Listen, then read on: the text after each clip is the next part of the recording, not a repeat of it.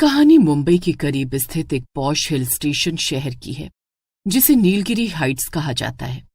यहाँ एक आलीशान अपार्टमेंट है। बाहर से देखने में ये फ्लैट बेहद खूबसूरत है, लेकिन इसकी दीवारों के पीछे एक रूहानी सन्नाटा पसरा है। आर्यन और काव्या की शादी को अभी हफ्ता भर ही हुआ था। जैसे ही वे बिल्डिंग के नीचे पहुंचे, केयरटेकर खन्ना चाबियां लेकर खड़ा था। उसकी आंखों में एक अजीब सी बेचैनी थी। नमस्ते खन्ना जी, चाबियां मिलेंगी? सफर काफी थका देने वाला था। जी साहब, ये लीजिए। बस एक बात याद रखिएगा, रात को बालकनी का दरवाजा बंद रखिएगा, और अगर लिविंग रूम से कोई आवाज आए तो बाहर मत निकलिएगा। क्यों खन्ना जी, क्या यहाँ बंदर आते हैं? नहीं मेम साहब, यहाँ वो आता है जो जा चुका है। खन्ना इतना कहकर चला गया। आर्यन ने इसे मजाक में उड़ा दिया, लेकिन काव्या के मन में एक अनजाना डर बैठ गया। फ्लैट नंबर 404 के अंदर घुसते ही एक अजीब सी गंध आई, जैसे पुरानी किताबों और सूखे गुलाबों का मिश्रण हो। रात के करीब 11 बजे जब दोनों सो रहे थे, अचानक हॉल से टप टप की आवाज आने लगी, जैसे कोई गीले पैरों से चल रहा हो। आर्यन, सुनो, बाहर कोई है। अरे काव्या, कोई नहीं होगा, पाइप में पानी की आवाज होगी, सो जाओ। अचानक पास के रेडियो सेट से पुरानी हिंदी फिल्म का एक गाना बजने लगा। ठंडी हवाएं लहरा के आई। रेडियो का प्लग निकला हुआ था। काव्या की चीख निकल गई। आर्यन तुरंत उठकर हॉल में गया। वहां उसने देखा कि और टेबल पर एक खाली वाइन का गिलास गिरकर टूट गया था। अगली सुबह आर्यन ने बिल्डिंग के गार्ड से पूछताछ की। गार्ड ने डरते डरते बताया कि 3 साल पहले इस फ्लैट में विशाल नाम का एक चित्रकार रहता था। उसकी मंगेतर ने उसे धोखा दिया और उसका सारा पैसा लेकर भाग गई। विशाल ने इसी फ्लैट में फंदा लगाकर अपनी जान दे दी थी। तब से जो भी यहाँ आता है उसे विशाल की मौजूदगी का एहसास होता है। रात को काव्या बालकनी में खड़ी थी। तभी उसे महसूस हुआ कि उसके पीछे कोई खड़ा है। उसने मुड़कर देखा तो एक धुंधली सी परछाई दिखी। वो वापस आएगी, उसने वादा किया था। काव्या डर के मारे जम गई। उसने देखा कि एक आदमी, जिसकी आंखें गहरी और काली थीं, कोने में खड़ा रो रहा था। उसने महसूस किया कि विशाल को डराने में नहीं, बल्कि अपनी बात कहने में दिलचस्पी है। विशाल, क्या तुम विशाल हो? हम तुम्हें नुकसान नहीं पहुंचाना चाहते। कमरे का तापमान अचानक गिर गया। आर्यन को समझ आया कि विशाल की आत्मा इस फ्लैट में किसी अधूरे काम की वजह से फंसी है। वे स्टोर रूम में गए और धूल झाड़कर एक कैनवास निकाला। उस पर एक अधूरी पेंटिंग थी, एक सुंदर बगीचा जिसमें एक बेंच खाली थी। आर्यन और काव्या ने तय किया कि वे विशाल की आखिरी इच्छा को पूरा करेंगे। आर्यन बचपन में पेंटिंग करता था। उसने ब्रश उठाया और उस खाली बेंच पर एक सफेद गुलाब का फूल और एक जलता हुआ दिया बना दिया, जो शांति का प्रतीक था। जैसे ही पेंटिंग पूरी हुई, पूरे फ्लैट में एक तेज रोशनी फैली। विशाल की रूह उनके सामने प्रकट हुई। उसके चेहरे पर एक सुकून भरी मुस्कान थी। शुक्रिया, मुझे लगा था कि दुनिया में सिर्फ नफरत बची है। तुम दोनों ने मुझे याद दिलाया कि इंसानियत अभी बाकी है। अब तुम आजाद हो विशाल, अपनी दुनिया में जाओ। विशाल की आत्मा धीरे धीरे धुएं में बदल गई। अगली सुबह जब आर्यन और काव्या फ्लैट छोड़कर जा रहे थे, केयरटेकर खन्ना हैरान था कि ये दोनों सही सलामत बाहर कैसे आ गए। खन्ना जी, अब फ्लैट नंबर 404 में कोई नहीं रहता। अब वो सिर्फ एक खाली घर है। वे दोनों अपनी गाड़ी में बैठकर निकल गए, एक ऐसी याद लेकर जो डरावनी शुरू हुई थी, लेकिन जिसका अंत बहुत ही सुकून भरा था। पेंटिंग पूरी करने से पहली वाली रात सबसे भयानक थी। विशाल की रूह को लगा था कि शायद ये दोनों भी उसे धोखा देंगे। रात के 2 बजे आर्यन की आंख खुली तो उसने देखा कि काव्या बिस्तर पर नहीं थी। वो घबराकर उठा और हॉल की तरफ भागा। वहां का नजारा देखकर उसके पैर सुन्न पड़ गए। काव्या हवा में करीब 2 फीट ऊपर तैर रही थी और उसकी आंखें पूरी तरह सफेद हो चुकी थीं।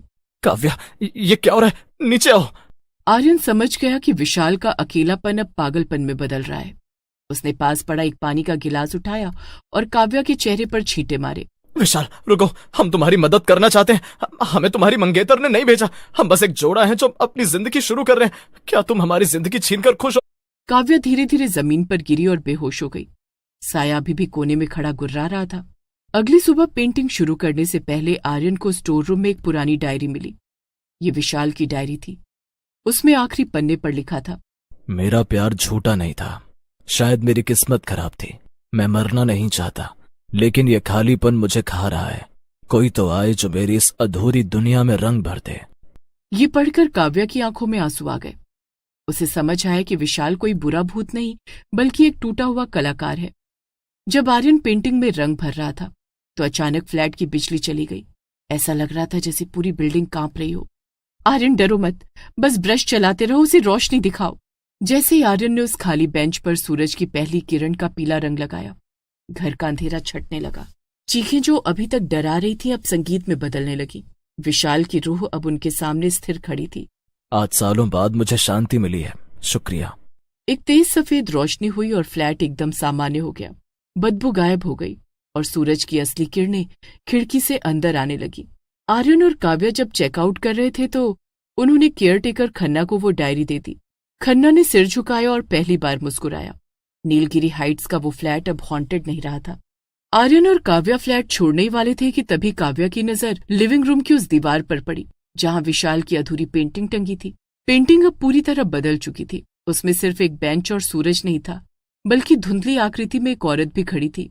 आर्यन, देखो ये औरत कौन है? कल तो ये यहाँ नहीं थी। शायद विशाल की रूह ने अपनी आखिरी याद को इसमें संजो दिया है। पर रुको, पेंटिंग के नीचे कुछ लिखा है। आर्यन ने करीब जाकर देखा। पेंटिंग के कोने में छोटे अक्षरों में एक पता लिखा था, Shanti Niwas, old age home, Kasauli. Aryan, हमें वहां जाना होगा। विशाल की मुक्ति का ये आखिरी सिरा हो सकता है। वो दोनों अपनी ट्रिप बढ़ाकर कसौली के उस वृद्धाश्रम पहुंचे। वहां उनकी मुलाकात एक बुजुर्ग महिला से हुई जिनका नाम सुचित्रा था। जब उन्होंने विशाल का नाम लिया तो सुचित्रा की आंखों में आंसू आ गए।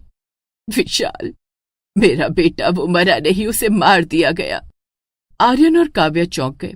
सुचित्रा ने बताया कि विशाल की कोई मंगेतर नहीं थी। वो असल में एक अनाथ था जिसे सुचित्रा ने पाला था। जिस औरत को दुनिया उसकी मंगेतर समझ रही थी वो असल में एक जमीन माफिया की एजेंट थी। उसने विशाल को नशीली दवाएं देकर कागजों पर दस्तखत करवाए और फिर उसे सुसाइड नोट लिखने पर मजबूर किया। उसने मुझे यहाँ भेज दिया और विशाल को अकेला छोड़ दिया। दुनिया को लगा उसने प्यार में जान दी, पर वो तो अपनी माँ को ढूंढ रहा था। काव्या को समझ आया कि क्यों विशाल का साया इतना बेचैन था। वो धोखेबाज नहीं था, वो पीड़ित था। वो सुचित्रा को लेकर वापस उसी फ्लैट नंबर 404 में आए। जैसे सुचित्रा ने घर में कदम रखा, पूरे घर की लाइटें टिमटिमाने लगी। ठंडी हवा के झोंके फिर से चलने लगे, लेकिन इस बार उनमें डर नहीं बल्कि एक तड़प थी। विशाल, मेरे बच्चे, मैं आ गई हूं, मुझे माफ कर दे, मैं तुझे अकेला छोड़ गई। अचानक हॉल के बीचों बीच एक धुंधली सी आकृति उभरी। वो विशाल था। उसकी आंखें अब डरावनी नहीं थीं, उनमें एक छोटे बच्चे जैसी नमी थी। आर्यन ने उसी वक्त पुलिस को फोन किया और विशाल की डायरी और सुचित्रा के बयान को सबूत के तौर पर पेश किया। उस जमीन माफिया और उस एजेंट औरत को गिरफ्तार कर लिया गया। जैसे ही न्याय हुआ, फ्लैट के अंदर का भारीपन हमेशा के लिए खत्म हो गया। विशाल की रूह ने आखिरी बार आर्यन और काव्या की ओर देखा। तुम दोनों सिर्फ एक कपल बनकर यहाँ नहीं आए थे, तुम मेरी मुक्ति का जरिया थे। खुश रहना।